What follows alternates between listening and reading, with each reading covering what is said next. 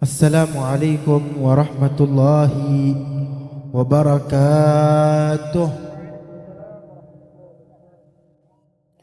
Alhamdulillahirrahmani arsala bil huda wa dini haqqin mustafahu ahmada wa lahun taqa min khalqihi wa majjada wa lam yu'azzim mithla taha ahada. Allahumma salli wa sallim وبارك وكرم وشرف وعظم على سيدنا ومولانا محمد صلاة تكون لكل عسر يسرا ولكل هم فرجا ولكل داء دواء ولكل سقم شفاء وعلى آله وصحبه أجمعين. Alhamdulillah, puji syukur kehadirat Allah subhanahu wa ta'ala, di mana Allah ta'ala berikan kepada kita taufik.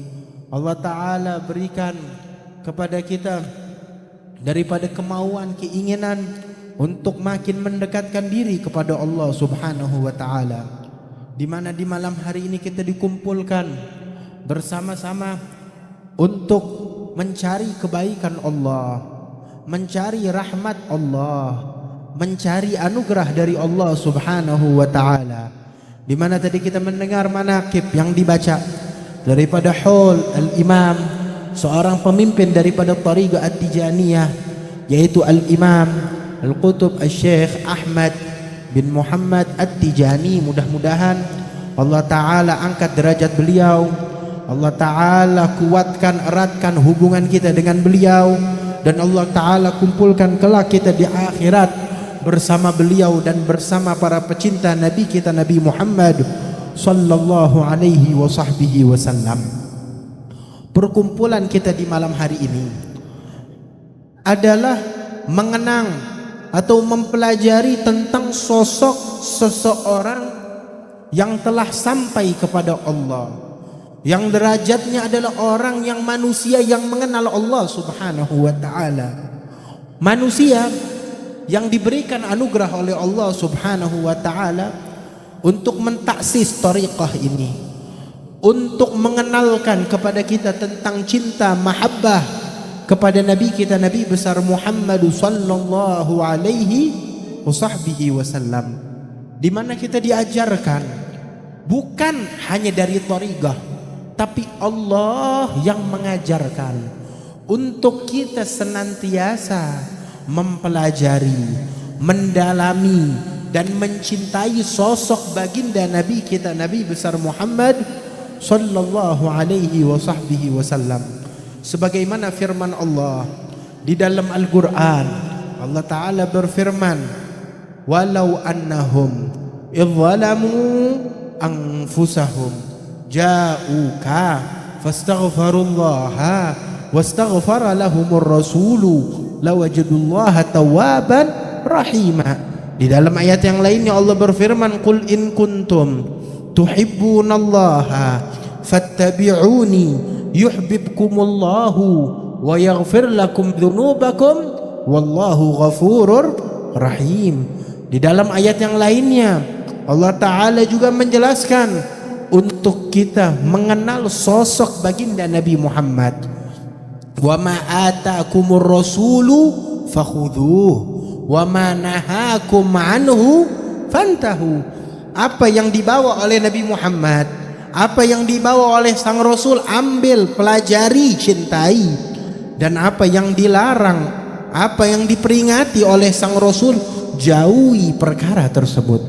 Nabi kita, Nabi besar Muhammad sallallahu alaihi wasallam, sosok seorang Nabi, seorang Rasul yang paling respect kepada setiap umatnya, yang paling mencari umatnya, yang paling mendalami kecintaannya kepada umatnya. Bagaimana tidak, bukankah Rasulullah sallallahu alaihi wasallam itu beliau ceritakan sendiri, tatkala para nabi, tatkala para rasul di hari kiamat kelak, mereka ketakutan, mereka gundah, mereka saling kabur satu sama lain. Umatnya datang ke Nabi Adam, ya Adam, engkau kakek kami, buyut kami, pemimpin para nabi. pendahulu dari para nabi, para rasul, kami ingin syafaatmu, tolonglah kami. Nabi Adam hanya menjawab, nafsi, nafsi, masing-masing, urusan masing-masing. Nabi Adam bilang, saya takut, saya pernah bersalah, memiliki kesalahan. Saya takut kalau Allah Ta'ala murka dengan kesalahan tersebut. Saya belum sempat, saya belum siap menghadap kepada Allah dengan urusan pribadi saya. Lantas bagaimana dengan seluruh umat saya bawa di hadapan Allah? Nafsi, nafsi, idhabu ila ghairi, pergilah kalian ke orang selain saya. Maka mereka pun datang ke Nabi Nuh. Ke Nabi Nuh juga jawaban Nabi Nuh, nafsi, nafsi, idhabu ila ghairi, sendiri-sendiri, masing-masing, cari orang selain aku. Kata Nabi Nuh, aku gak berani menghadap kepada Allah.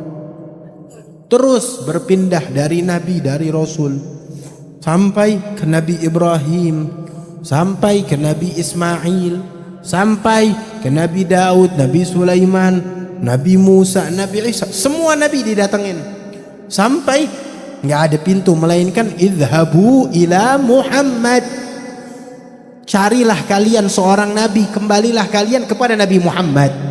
Kalau Nabi lain menolak, Nabi Muhammad gak bakal menolak. Bagaimana tidak? Nabi menceritakan, fayatunani, mereka datang ke hadapanku, kata Rasulullah, lalu mereka meminta kepadaku. Semua Nabi menolak, mengatakan nafsi, nafsi. Tapi Nabi Muhammad sallallahu alaihi wasallam, beliau katakan ummati, ummati. Beliau katakan ana laha, aku yang akan meminta kepada Tuhanku untuk meringankan umat-umatku. Bahkan Nabi Muhammad pun mendekatkan diri kepada Allah, bersujud kepada Allah, yang dimana nabi-nabi yang lain takut, mengatakan sesungguhnya Allah hari ini lagi murka, kemurkaan yang dahsyat, nggak ada yang berani. Tetapi Nabi Muhammad, beliau sujud sampai beliau memuja-muji Allah dengan pujian yang kata Nabi Muhammad dalam hadis, yang sekarang pujian tersebut saya belum tahu. Saya belum tahu, belum dapat hidayat daripada pujian tersebut, kata Nabi Muhammad sallallahu alaihi wasallam. Tapi nanti akan ada pujian-pujian, nama-nama agung yang akan saya cetuskan.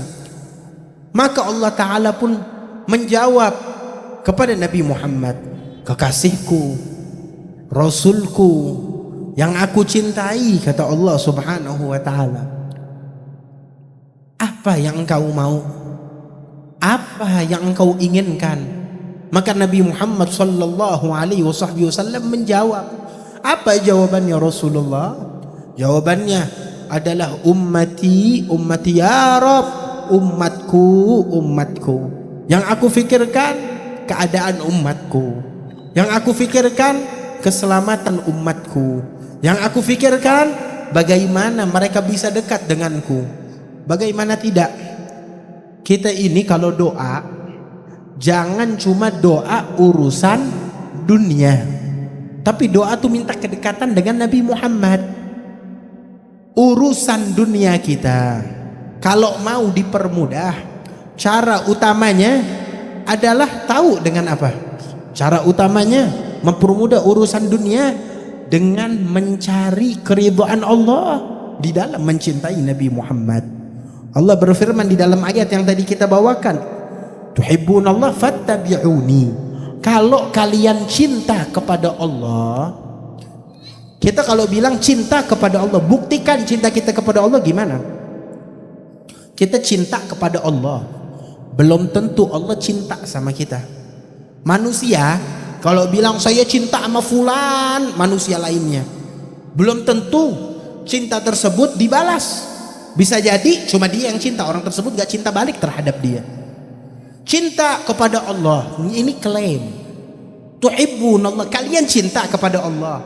Udah diverifikasi belum cintanya? Udah dibalas belum cintanya dari Allah?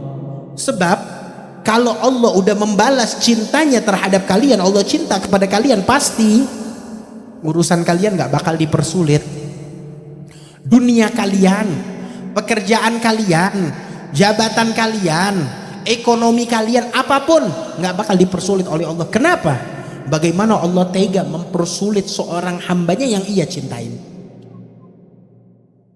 Kan Allah berfirman dalam Al-Quran, wa may yattaqillaha yaj'al lahu min amrihi yusra. Yang takwa kepada Allah, yang taat kepada perintah Allah, yang menjauhi segala larangan Allah subhanahu wa ta'ala, apa hasilnya? Kata Allah, aku permudah urusan dia, segala urusan dia, segala kebutuhan dia dipermudah oleh Allah. Pertanyaannya, zikirnya kita, managibannya kita, sholatnya kita, maulitannya kita, haul yang kita laksanakan, apakah hal tersebut membuktikan, apakah hal tersebut sudah membuktikan nilai cinta kita kepada Allah atau belum? Kalau nilai kecintaan kita kepada Allah terbukti, maka apa yang terjadi? Kalau terbukti nilai kecintaan kita kepada Allah subhanahu wa ta'ala, Allah ta'ala bakal cinta sama kita, dan urusan kita bakal digampangin, gak bakal dipersulit. Bayangin, Nabi Muhammad dicinta sama Allah, segala problem pasti ada jalan keluarnya. Bayangin,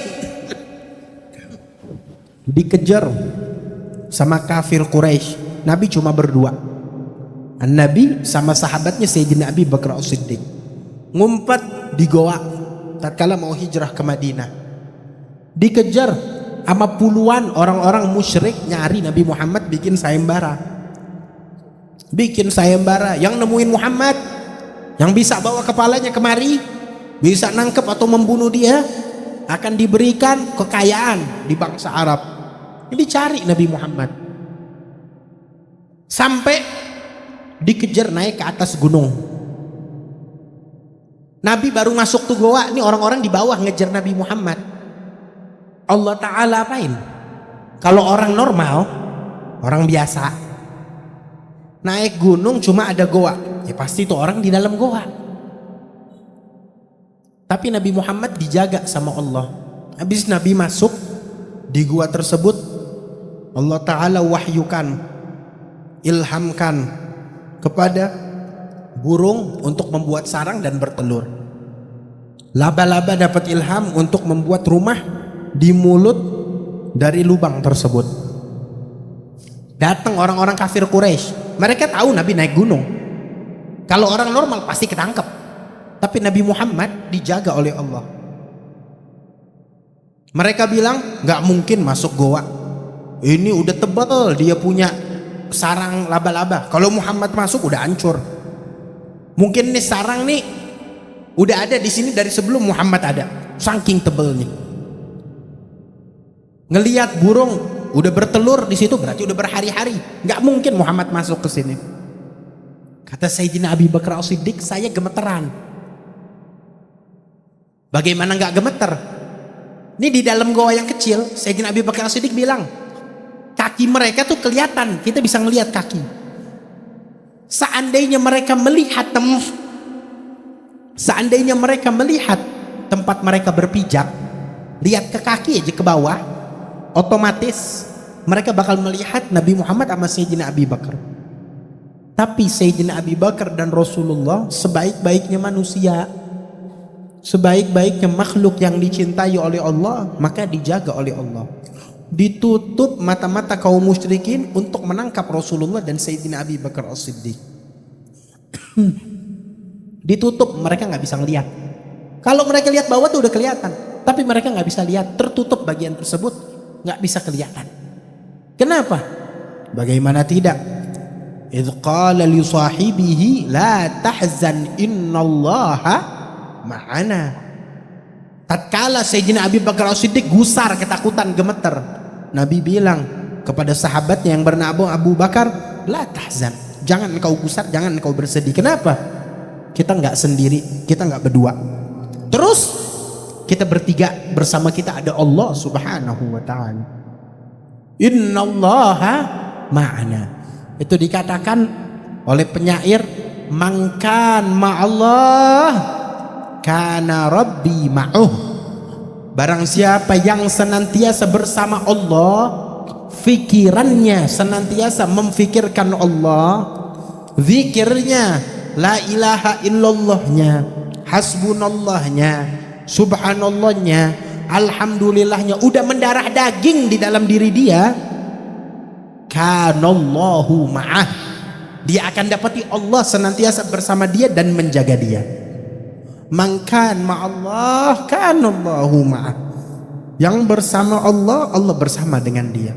Di dalam syair yang lainnya, man kana rabbi ma'uh, barang siapa yang bersama Tuhannya, Tuhannya bersama dia. Jangankan Nabi Muhammad spesial, Nabi yang lain, Nabi Musa dikisahkan di dalam Al-Quran, tatkala dikejar sama rombongan Fir'aun beserta pengikutnya.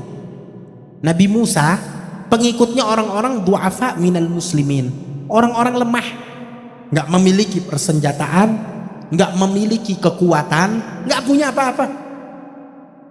Tiba-tiba dikejar sama Fir'aun bersama pasukannya, bawa pedang, naik kuda, dikejar sampai di hadapan, apa di hadapannya, falamma tara al-jam'an, sampai udah nggak bisa kabur. Depannya adalah laut, di belakangnya Fir'aun. Di depan Nabi Musa udah laut, nggak ada kapal, nggak bisa nyebrang, ribuan tahun yang lalu. Di belakangnya Fir'aun udah dekat. Kalau manusia normal, kalau akal sehat, bilang apa? Ini udah ajal kita, kita balik, Fir'aun bakal nyembleh kita. Emang bisa disembelih? Ya gimana? Anak kecil bayi disembelih sama Fir'aun. Apalagi ini para orang-orang yang keluar dari negerinya, orang-orang yang membelot, ya pasti dibunuh. Ngikuti Nabi Musa, beriman, melawan Fir'aun, bakal dibunuh. Ke laut juga mati, nggak ada kapal. Allah berfirman dalam Al-Quran, falamma tara al-jam'an qala ashabu Musa, sahabat-sahabatnya Nabi Musa, pengikutnya bilang, inna lamudrakun, ini adalah hari kesialan kita, hari ini adalah hari terakhir kita hidup di dunia. Inna lamudrakun, kita ketangkap basah, nggak kemana-mana, kita udah terkejar. Depan udah lautan, kita nggak bisa kemana-mana, kita akan terkejar. Nabi Musa bersama dengan Allah. Pikirannya Nabi Musa manusia, tapi dia tahu kalau Tuhannya sudah memerintahkan, kalau Tuhannya sudah memberikan suatu perintah, nggak bakal dilupain sama Tuhannya. Kata Nabi Musa, kalla inna ma'iya rabbi sayahdin, nggak bakal, mustahil kita ketangkep, mustahil kita terbunuh. Kenapa? Inna ma'iya rabbi, bersamaku Tuhanku, bersamaku Tuhanku, aku nggak berpisah dengan Tuhanku. Nggak mungkin Tuhanku mencampakkanku, nggak mungkin Tuhanku melupakanku. Inna ma'iya rabbi sayahdi. Tatkala keyakinan tersebut ada bersama Nabi Musa, langsung Allah Ta'ala wahyukan kepada Musa, ya Musa, lempar tuh tongkat ke laut. Apa yang terjadi? Lempar, laut terbelah. Kata Allah, sekarang jalan. Laut merah terbelah menjadi jalanan. Nabi Musa jalan bersama kaumnya di atas tanah yang kering. Ini tadi lautan depannya, langsung jadi tanah kering. Yabasan la tara fiha darakan wala takhsha. Kata Allah tuh langsung jadi kering tuh tanah di dalam Al-Quran ceritanya. Mereka nggak pakai takut jalan. Tatkala di tengah-tengah menyeberangan lautan, dan Musa dan pengikutnya udah selamat, udah sampai di ujung, Allah Ta'ala turunkan laut tersebut seperti sedia kala, dibalikin lagi. Dan Musa dan juga Fir'aun beserta pengikutnya hancur, meninggal, binasa. Kenapa? Karena kesombongan yang dia miliki. Yang mencelakakan Fir'aun siapa? Kesombongan. Yang menyelamatkan Musa, kebersamaannya dengan Allah Subhanahu wa ta'ala. Dalam majelis haul, zikir, manakiban, atau apapun perkumpulan kita, baik dalam Thariqah Tijaniyah ataupun majelis zikir yang lain yang diadakan oleh guru-guru kita. Tujuan utama diadakan majelis-majelis tersebut, perkumpulan-perkumpulan tersebut, supaya kita makin dekat mengenal dengan Allah, supaya kita makin rapat dengan Allah Subhanahu wa ta'ala. Tujuan utamanya supaya kita ingat Allah dan kita siap kapanpun Allah ta'ala jemput, kita ingat kepada Allah Subhanahu wa ta'ala. Itu tujuannya. Tapi saya kalau baca zikir ini sekian kali, Allah permudah hajat saya jadi diijabah oleh Allah. Betul. Kenapa? Sebab engkau istiqomah di dalam mendekatkan diri kepada Allah. Kan Allah yang berfirman dalam Al-Quran, wa idza sa'alaka ibadi anni fa inni qadir. Kalau kalian punya hajat, jangan salah pintu. Jangan datang ke pintu A, ke pintu B. Kalau ada urusan, jangan kalian minta kepada penguasa, kepada pejabat, kepada orang kaya, kepada ini dan itu. Jangan, salah tempat. Mereka nggak bisa ngasih wewenang, mereka nggak bisa ngasih pertolongan. Ngadunya, mintanya kepada Allah. Nabi kalau banyak problem ngumpulnya sama sahabat di mana? Di masjid. Ngapain di masjid? Minta kepada Allah. Kekeringan, kumpul di bawah langit yang terbuka, minta kepada Allah turun hujan. Kita diajarin oleh Nabi Muhammad, kalau lagi sulit keadaan, datang ketuk pintu Allah, dan Allah dekat dengan kita. Tapi jangan salah pintu. Itu sebagian ahlul dzauq, ahlul ma'rifah ditanya, katanya minta kepada Allah, saya sholat di masjid, minta kepada Allah, kok belum diijabah, kok belum diterima, kok belum dikabulkan doa saya.